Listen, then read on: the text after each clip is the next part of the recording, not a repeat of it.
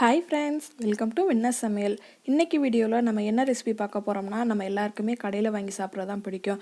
அதுவே நம்ம கடையில கிடைக்கிறது நம்ம வீட்ல செஞ்சு சாப்பிட்டா எவ்வளவு நல்லா இருக்கும். அதுவும் இல்லாம ஆரோக்கியமாவும் இருக்கும் இல்லையா? அந்த மாதிரி ஒரு ரெசிபி தான் இன்னைக்கு நம்ம பார்க்க போறோம். அதுதான் காளான் மசாலா. நம்ம ரோட் சைடுல கிடைக்குது இல்லையா காளான் மசாலா, அதை தான் நம்ம இன்னைக்கு வீட்ல எப்படி ஹைஜீனாவும் ஈஸியாவும் செய்யலாம்ன்றத தான் பார்க்க போறோம். அதுக்காக நீங்க இந்த வீடியோவை கடைசி வரைக்கும் ஸ்கிப் பண்ணாம பாருங்க. இப்போ வாங்க நம்ம வீடியோக்குள்ள போகலாம்.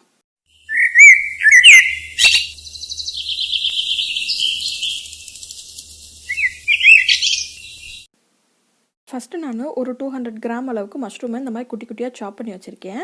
அதை ஆட் பண்ணிக்கலாம் ஒரு பாத்திரத்தில். அதோட நம்ம ஒரு 50 கிராம் அளவுக்கு நான் முட்டைக்கோஸ் ஆட் பண்ணுறேன். கேபேஜோட அளவு கம்மியாக தான் இருக்கணும், அப்போ தான் டேஸ்ட் நல்லாயிருக்கும். அதோட ஒரு ½ ஆனியன் குட்டி குட்டியாக சாப் பண்ணதை ஆட் பண்ணிக்கலாம்.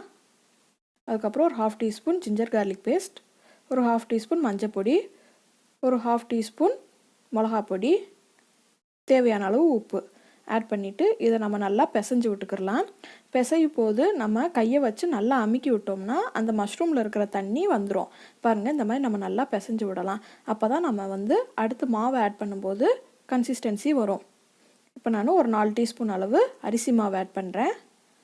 அது கூட நம்ம 2 டீஸ்பூன் அளவு கார்ன்ஃப்ளவர் மாவு ஆட் பண்ணிவிட்டு இதோட நம்ம நல்லா பிசைஞ்சிக்கலாம். இப்போ நான் எதுக்கு நான் தண்ணி விடுற மாதிரி நான் பிசைய சொன்னேன்னு இப்போ உங்களுக்கு புரிஞ்சிருக்கும். அதில் தண்ணி விடுறனால தான் நம்ம இந்த மாதிரி மாவு பண்ணிடுறப்ப கெட்டியாக இருக்கும். முதலே மாவு ஆட் பண்ணோம்னா இந்த மாதிரி வராது நம்மளுக்கு. அதுக்காக தான் நான் அப்படி ஆட் பண்ண சொன்னேன். இப்போ நம்மளுக்கு மாவு ரெடி ஆயிடுச்சு. இப்போ நம்ம ஃப்ரை பண்ணுறதுக்காக குட்டி குட்டியாக நம்ம உருண்டை திரட்டி நம்ம வச்சுக்கலாம். உங்களுக்கு எந்த ஷேப்பில் வேணுமோ நீங்கள் திரட்டி அந்த மாதிரி வச்சுக்கலாம். நான் உருண்டை பிடிச்சி வச்சுருக்கேன். இந்த மாதிரி நம்ம எல்லா மாவையும் நம்ம உருண்டை திரட்டி வச்சுக்கலாம். அதுக்கப்புறம் இப்போ நம்ம ஃப்ரை பண்ண ஸ்டார்ட் பண்ணிடலாம். அதுக்காக கொஞ்சமாக எண்ணெய் ஊற்றி அதை சூடு பண்ணி வச்சுருக்கேன். எண்ணெய் நல்லா சூடானதும் நம்ம உருண்டை திரட்டி வச்சுருக்கதை கொஞ்சம் கொஞ்சமாக ஆட் பண்ணி நம்ம ஃப்ரை பண்ணிக்கிடலாம். மீடியமில் வச்சு தான் ஃப்ரை பண்ணணும், இல்லாட்டினா ஒன்றும் கருகிரும், இல்லாட்டினா உள்ளே வேகாது. இப்போ ஒரு பேட்சை நான் ஆட் பண்ணிட்டேன். இது திருப்பி விட்டுக்கிடலாம். இங்கே பாருங்கள், அரிசி மாவு ஆட் பண்ணனால உடையாமல் அப்படியே இருக்குது. நல்லா ஸ்மூத்தாகவும் வரும் திருப்பி விடுறதுக்கு. இது நல்லா கோல்டன் ப்ரௌனாக வர வரைக்கும் நம்ம வறுத்து விட்டுக்குருவோம்.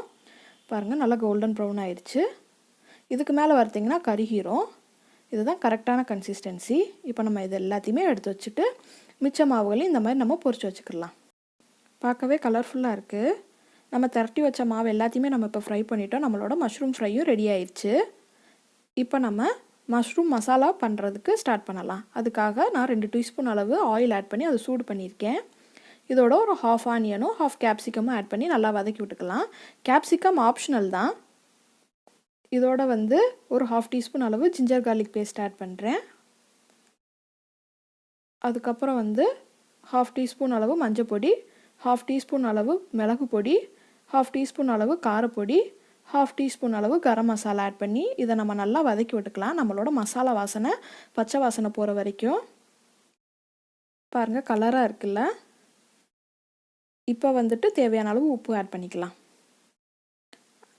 ஆட் பண்ணிவிட்டு இப்போ நான் ஒரு 2 டீஸ்பூன் அளவு டொமேட்டோ சாஸ் ஆட் பண்ணுறேன். ரொம்பவும் ஆட் பண்ணிங்கன்னா இனிப்பாக இருக்கும், நல்லாவும் இருக்காது. இதோட ஒரு டீஸ்பூன் அளவு சோயா சாஸ் ஆட் பண்ணுறேன். அதுக்கப்புறம் ஒரு ½ டீஸ்பூன் அளவு வினிகர் ஆட் பண்ணுறேன். வினிகர் ஆப்ஷனல் தான்.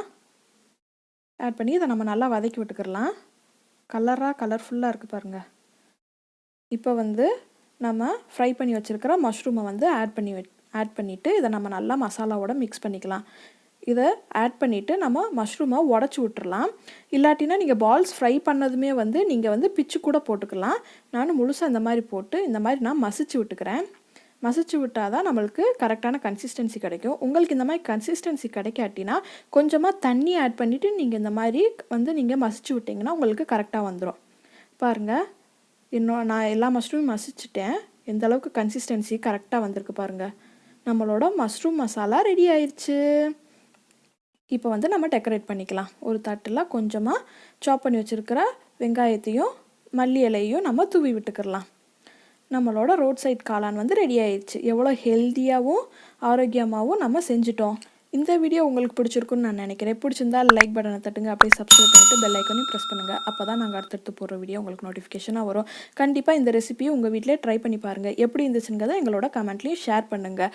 அது மட்டும் இல்லாமல் உங்கள் ஃப்ரெண்ட்ஸுக்கு இந்த வீடியோவை ஷேர் பண்ணுங்கள். தேங்க்யூ ஃபார் வாட்சிங் அவர் வீடியோ.